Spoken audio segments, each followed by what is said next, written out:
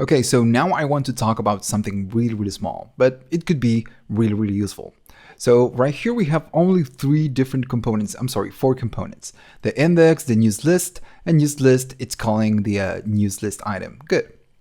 So now I'm going to do this. I'm going to just code something, and then I'm going to explain you what's going on.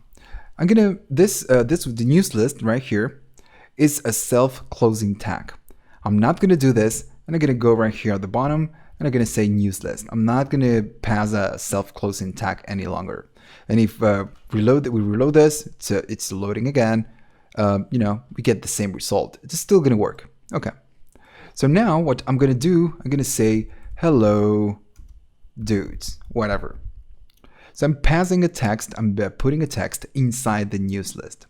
And if we check right here, we don't have that text.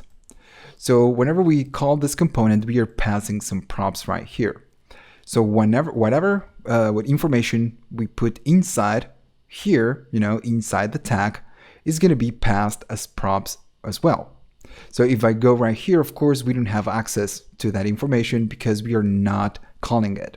But if I go right here at the top and say props, I make a reference to this props right here, and I'm going to say dot, and I'm going to use a very special keyword. It's a reserved keyword. It's going to be children. And we go right here at the top. Okay, it's loading. It's a little bit slow. Wait for it. Okay, there we go. So now we are getting hello dudes. Okay, so this works. Whatever information we put inside the tag is going to be passed as props and then children. And this is just some dumb text, but we can put whatever we wish. We can put, for example, an H3 tag saying the news are whatever. And then, of course, this is going to be passed as props right here, and we are accessing through props the children. You can put whatever code you like. This could be like 1,000 lines of code. Doesn't matter. It's going to still be passed as props.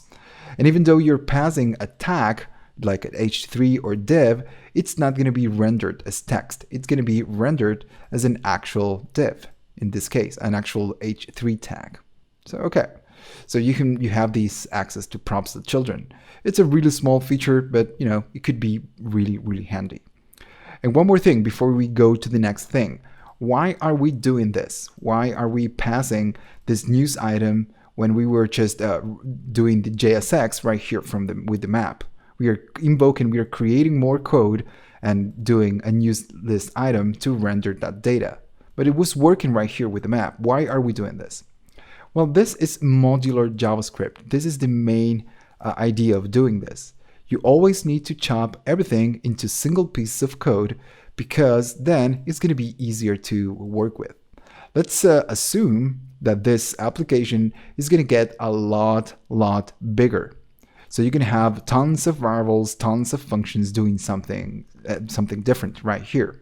So maybe in the future, you just need to modify something real slim inside each item.